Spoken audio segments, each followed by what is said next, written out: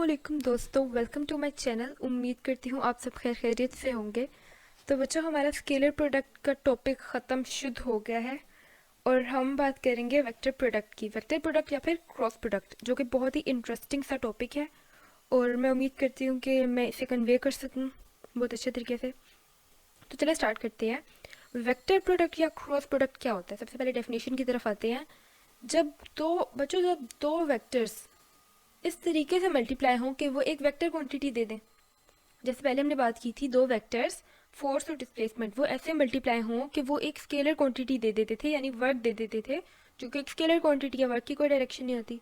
तो यहाँ पर क्या होगा, दो वेक्टर्स इस तरीके से मल्टीप्लाई होंगे कि वो एक वेक्टर क्वांटिटी दे दे, यानी टॉर्क। टॉर्क एक वेक्टर क्वांटिटी है, उसकी डायरेक्शन होती है कि वो क्लॉकवाइज घूम रहा है या एंटी क्लॉकवाइज। तो टॉर्क को एग्जाम्पल के तौर पर ही लेंगे हम। इसको आप इस तरीके से विजुअलाइज करें कि यानी एक स्पैनर है, स्पैनर और नट, यानी पेच कसने वाला होता है ना, वो चीज़, और हमारे पास एक नट है यानी पेच है। अब जो स्पैनर की हमारे पास लेंथ है, वो क्या है? स्पैनर की लेंथ वो उसकी डिस्प्लेसमेंट है और ओरिजिन से, जहाँ पे उसने नट को पकड़ा हुआ है। और बच्चों, यहाँ पे ओरिजिन का होना बहुत ज़्यादा ज़रूरी है, बहुत ज़्यादा ज़रूरी है, क्योंकि जब तक हमारे पास कोई एक सेंट्रल पॉइंट नहीं होगा तो उसके अराउंड ही तो हमने रोटेट करना है ना बॉडी को। तो हम किस तरीके से रोटेट कर सकेंगे? ठीक है। अब जो स्पैनर और नट वाली एग्जांपल है, उसमें क्या हो रहा है कि नट जो है वो एक सेंट्रल पॉइंट है, वहाँ से हमने स्पैनर का जो माउथ है वो लगा दिया। साथ में स्पैनर का जितना भी डिस्टेंस है वो उसकी लेंथ हो गई। तो ये जो फैक्टर है ये हमें आर देता है, ठीक है, आर। और साथ में फोर्स, फोर्स हम किधर लगा रहे हैं? ऊपर की तरफ लगा रहे हैं, नीचे की तरफ लगा रहे हैं, तो ये फोर्स हो गई। तो इसकी वजह से क्या होता है कि स्पैनर जो है वो मूव करता है ना, मूव, स्पैनर रोटेट करता है। या वो अंदर की तरफ जाता है या वो बाहर की तरफ आएगा। अगर आपने पेज को निकालना है या आपने पेज को कसना है तो वो अंदर की तरफ जाएगा ऐसे। तो टॉर्क का फॉर्मूला होता है आर क्रॉस एफ। आर जो है वो मूवमेंट आर्म होता है। मूवमेंट आर्म क्या है?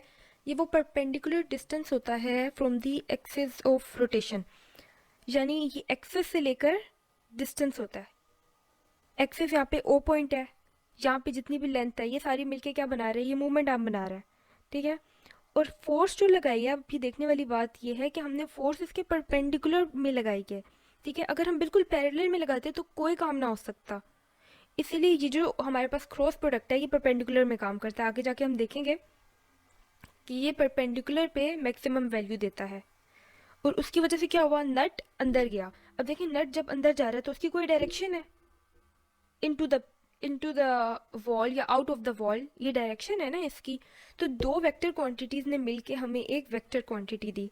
और यहाँ पे एक्सेस का होना ज़रूरी इस वजह से है कि आप फर्ज करें, जब आप कोई बुक पकड़ते हैं, ठीक है, और आप उसको अपनी उंगली पे घुमाने की कोशिश करते हैं, तो सबसे पहले आप उसका एक एक्सिस बनाते हैं ना, मिड में कहीं उसका एक्सिस बनाते हैं, फिर आप उसको रोटेट करवाते हैं। और रोटेट भी कैसे करवाते हैं? परपेंडिकुलर पे लगाते हैं फोर्स, यानी उसकी साइड्स पे फोर्स ऐसे लगाते हैं कि वो मैक्सिमम वे में मूव करे। तो वो भी तो टॉर्क ही है, वो भी तो एक वे है बताने का कि क्रॉस प्रोडक्ट किस तरीके से काम कर रहा होता है, ठीक है।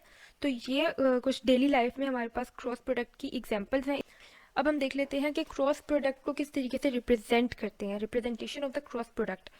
तो क्रॉस प्रोडक्ट को हम ऐसे रिप्रेजेंट करते हैं, A cross B is equals to A B sine of theta and N hat.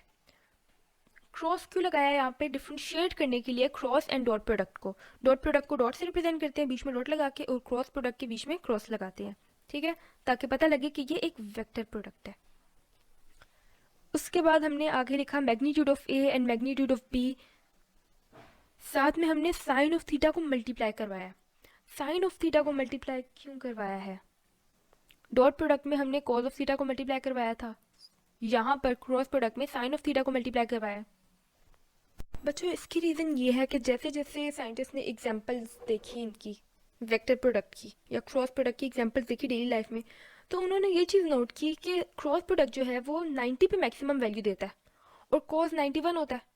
जब डिस्प्लेसमेंट और फोर्स के बीच का एंगल 90 हो तब वो मैक्सिमम वैल्यू देगा, और जब उनके बीच का एंगल 0 हो, यानी साइन ऑफ 0 हो जाए, तो वो 0 वैल्यू देगा।